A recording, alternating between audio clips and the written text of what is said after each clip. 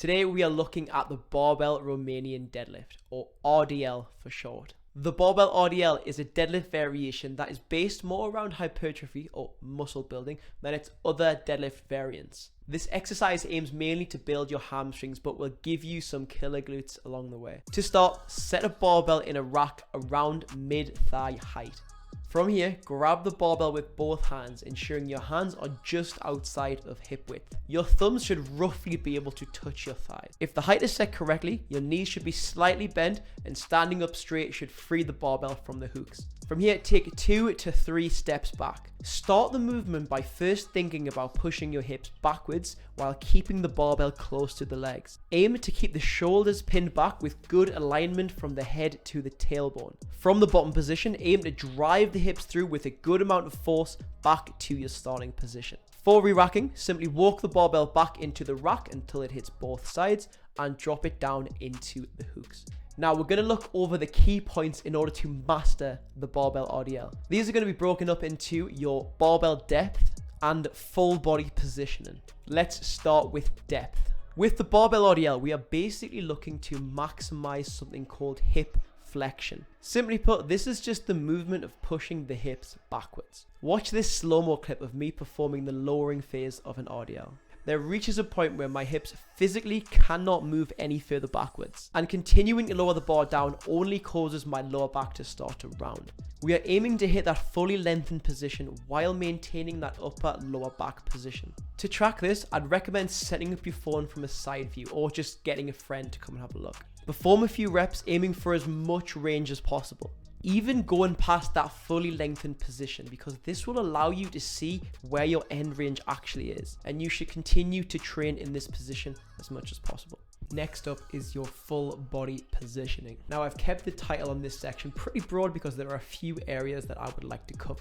First off, your hand and foot positioning. Your hands would ideally want to be just outside of hip width. Any wider and you are simply adding a larger grip strength requirement to the lift and you're receiving nothing from it. For your foot positioning, you want your feet to be pointing forward, unlike a back squat where your feet will be pointing slightly outwards. This is because our knees will be staying in a neutral position and we want our toes and our knees to be tracking in a straight line or in the same direction throughout the entire lift. Now, the position of your knees matters. One of the biggest mistakes I see people make is excessive knee bend throughout the lift. This will immediately take emphasis away from the hamstrings, which is not what we want. I say the word excessive because we do want some knee bend. However, this knee bend should come from the hips moving backwards as opposed to you physically bending the knees. The shins should always remain vertical with the knee. If you're struggling with this, here is my fix. Set up a box that sits around the middle of your calves. From here, grab an empty barbell, stand in front of the box and make sure that box is touching your legs. Start by performing the rep as normal, aiming to drive the hips back as far as you can. If your calves are maintaining contact throughout the rep, there's a good chance that your knees are spot on. If you feel like your calves are coming away from the box, there's a good chance that you are bending your knees as you are bringing your barbell down. Work on performing this movement until you can reach a solid depth while maintaining that contact with the box. Finally, I'd like to discuss upper and lower back positioning. Now this is the second biggest mistake I see made and it looks something like this.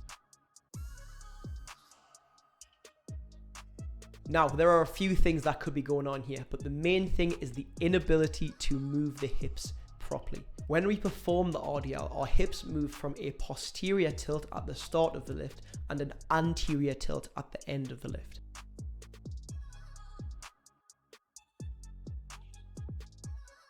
The mistake being made here is that people stay in a posterior tilt, which results in the lower back staying rounded throughout the lift, especially at that end range. Here are a few fixes. First, working on being able to move between an anterior and a posterior tilt is always a good starting point. This can be done by performing either a cat-cow movement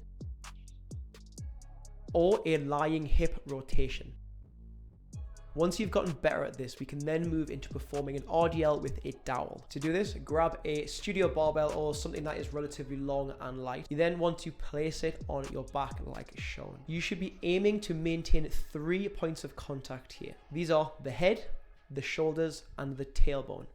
If any point loses contact with the dowel, it is likely that your overall position has been compromised in some way. You could also try this while being on your knees, which makes it slightly easier. I've also seen this variation of a behind the back kettlebell RDL, but I haven't had a lot of experience using that with clients, so I don't want to say too much. But you could try this if you wanted. Regressions are a tool that we use to perform the exercise at a lower intensity or a lower weight in order for you to master the position. So with the RDL, the only real regressions we can have here is making the weight as light as possible, even going down to physically just body weight. What I would recommend is using some of the movements that I've previously talked about in combination with each other to help learn the movement effectively. I would recommend using the box trick and the dowel trick together here. This is essentially going to kill two birds with one stone. You're simultaneously going to be working on not bending your knees as well as keeping your upper and lower back in a good alignment position. Once you've gotten better at this movement, you're then free to grab yourself some dumbbells, some kettlebells, or even just go straight into that barbell. In this section, we're going to be talking about some advanced tips for those of you that have already mastered the barbell RDL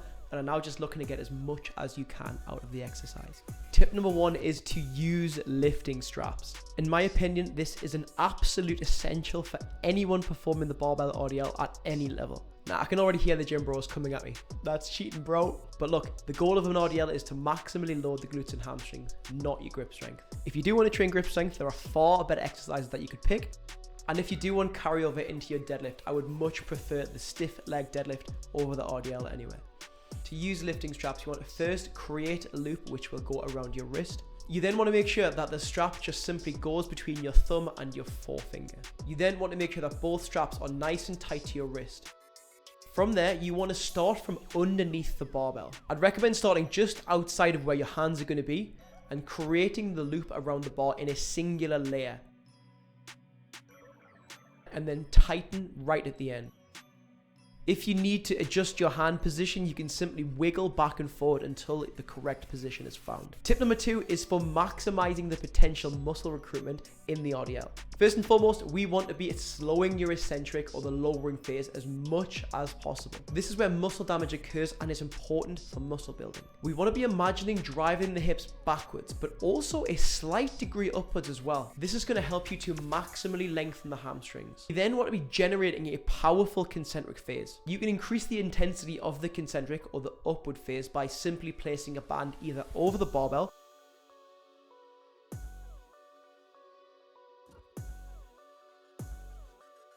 or you can attach a band to a sturdy surface, simply get inside of the band and then use it around the hips to generate and drive home a strong concentric phase. And that's a wrap for the second video in the Blueprint series. I hope you guys are enjoying these videos and simply getting something from them. If there is an exercise that you would like me to cover, please leave it in the comments below or shoot me over a private message and I'll be more than happy to add it into my list of videos. Thank you very much for watching, guys, and I will see you in the next one.